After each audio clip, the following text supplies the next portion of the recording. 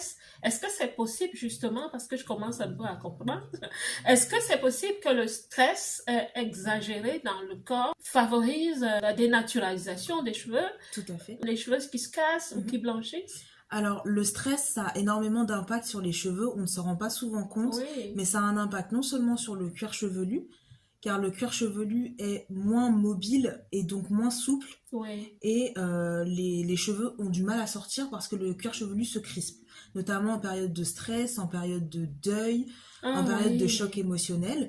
Et donc, forcément, comme les cheveux ont du mal à sortir, ça impacte la qualité finale de la longueur du cheveu.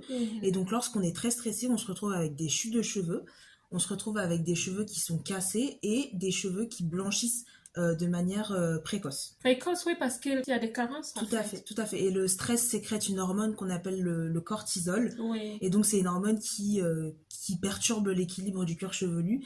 Et donc, à cause de ça, on se retrouve avec beaucoup de problèmes capillaires parce que ça ne va pas à l'intérieur. Le stress se reflète dans les cheveux. Alors, est-ce que vous êtes dans la logique plus commerçante ou est-ce qu'il y a une intention d'inspirer à l'authenticité, à l'identité? C'est quoi derrière tout ça? Moi, je dirais plutôt les deux. Parce que mon objectif premier, c'est d'inspirer les femmes Mhm. qui aimeraient porter leurs cheveux naturels mais qui n'osent pas. Donc toutes D'accord. ces femmes qui se posent des questions sur leurs cheveux naturels, pourquoi mes cheveux sont comme ça, est-ce que j'aimerais pas leur donner une chance, toutes ces femmes-là ont souvent peur ou alors sont découragées par leur entourage. Et donc j'ai envie de les inspirer en leur montrant que moi j'arrive à porter mes cheveux naturels, que ce n'est pas une obligation mais que c'est une possibilité d'avoir des beaux cheveux naturels et d'avoir une routine simple au quotidien Mhm.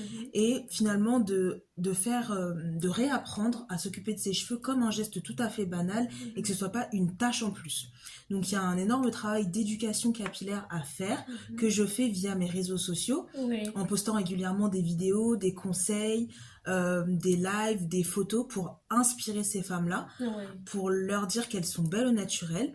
Et derrière, c'est quelque chose que je prends très au sérieux et c'est pour ça que j'y ai ajouté un aspect commercial Mhm. parce que un service de qualité est un service qui ne peut pas tout le temps être gratuit.